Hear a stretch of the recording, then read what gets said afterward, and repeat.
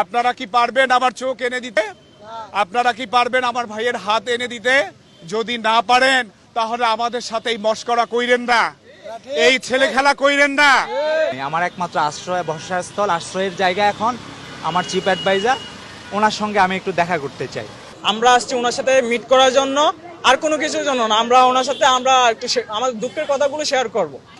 আমরা এই জন্য স্বাধীনতা করি নাই, আমরা এই জন্য বৈষম্য হোক সেটা আমরা চাই না।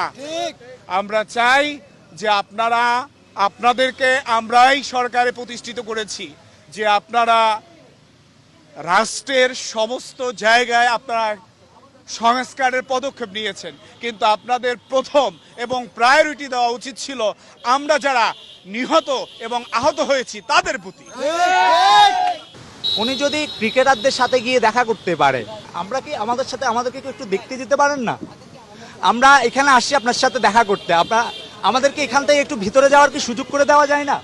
আমাকে বলা হচ্ছিল উনি অনেক বিজি, অনেক ব্যস্ত, অনেক শিডিউল। আমি তখন জিজ্ঞেস করছিলাম আমাকে একটু বলবেন কি যারা আমার সাথে কথা বলছে এখন রাষ্ট্রের আমার সরকারের ফার্স্ট প্রায়োরিটিটা কি, একটু আমাকে উত্তর করবেন? তারা আমাকে উত্তর যেটা করছে সেটা আপনারা বুঝতেছেন, ফার্স্ট প্রায়োরিটি আপনি যেটা সেটা সেও বলছে। তখন আজকে এরা সবাই আমাকে বলতেছেন, আমি বললাম না ভাই হবে না, অলরেডি আমাকে ব্লেম দেওয়া শুরু করছে।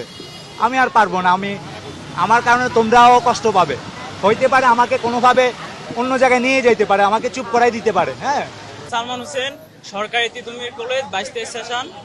আমি ভর্তি আছি নিটোর হসপিটালে আজকে 2 মাস 2 দিন।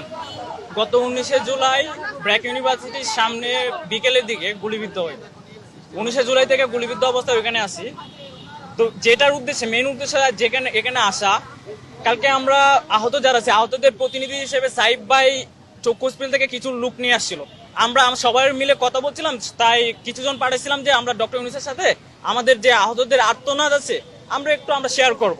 জাস্ট ওটার জন্য এখানে সাইফ ভাই কিছু আহত রুগী নিয়ে আসছিল যে ওনার সাথে আমরা মিট করি। তারপর ওনাকে সাইফ ভাইকে মিট করতে দেওয়া হয় নাই। এনজিওর কিস্তি প্রথমবার বিকাশ পেমেন্ট করলেই 20 টাকা ইনস্ট্যান্ট ক্যাশব্যাক। এই জন্য আমি গতকাল ছোট একটা টিম নিয়ে 15-20 জনের একটা টিম নিয়ে এখানে আসছিলাম। তারপরে আমাকে অনেকভাবে ব্লেম দেওয়ার চেষ্টা করে আমি নির্দিষ্ট কোনো গোষ্ঠীর হয়ে, নির্দিষ্ট কোনো দলের হয়ে আসছি কিনা, নির্দিষ্ট কোনো এজেন্ডা বাস্তবায়ন করার জন্য কিনা আমাকে ব্লেম দেওয়া হয়।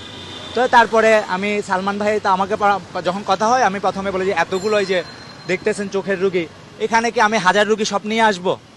না, আমি তার জন্য মুষ্টিমেয় যাদের শরীর ভালো, আর আমি আছি আলহামদুলিল্লাহ, আল্লাহ বাঁচিয়ে রাখছেন সেজন্য আলহামদুলিল্লাহ, সেজন্য মুষ্টিমও। তারপরে যখন দেখলাম যে না, তখন সালমান ভাইরে বললাম, সালমান ভাই তো বললো ভাই আমরা তো আছি, আপনার সাথে তো আমরা আছি, তো চলেন। প্রত্যেকটা ঘাটের পানি খাওয়া যখন শেষ, এখন আমার আর কোনো ঘাট বাকি নেই। আমার একমাত্র ভরসাস্থল আশ্রয়ের জায়গা এখন আমার চিফ অ্যাডভাইজার, ওনার সঙ্গে আমি একটু দেখা করতে চাই।